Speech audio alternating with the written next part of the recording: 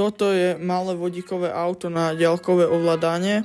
Najprv sa vodík uskladňuje v balóne, ale pri normálnych vodíkových autách sa uskladňuje v nádržiach pod vysokým tlakom a nádrže sú vytvorené z pevných materiálov, aby sa zaručila bezpečnosť. Potom sa vodík z nádrže privádza do palivového článku, kde sa zmieša s kyslíkom zo vzduchu a palivový katalizátor urýchľuje chemickú reakciu, pri ktorej sa vodík a kyslík spájajú a vytvárajú vodu a elektrínu. Potom elektrická energia poháňa elektromotor, vďaka ktorému sa auto pohybuje.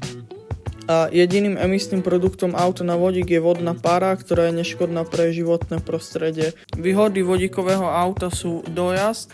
Auto na vodík má podobný dojazd ako auta so spaľovacím motorom. Ďalej doba tankovania je veľmi rýchla a jednoduchá, trvá to len pár minút. Potom vodíkové auta sú ekologické, to znamená, že neprodukuje žiadne emisie, iba vodnú páru. A vďaka tomu, že vodíkové auto poháňa elektromotor, tak majú tichý chod. Nevýhody vodíkových aut sú, že vodíkové auta sú stále pomerne drahé. Ďalšou nevýhodou je nedostupnosť čerpacích staníc na vodík.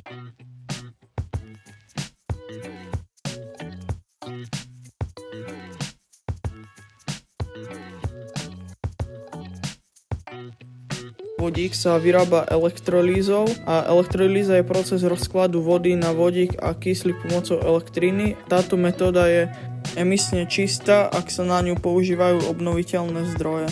Výroba vodíka je veľmi energeticky náročná, to znamená, že spotrebuje veľmi veľa elektriny.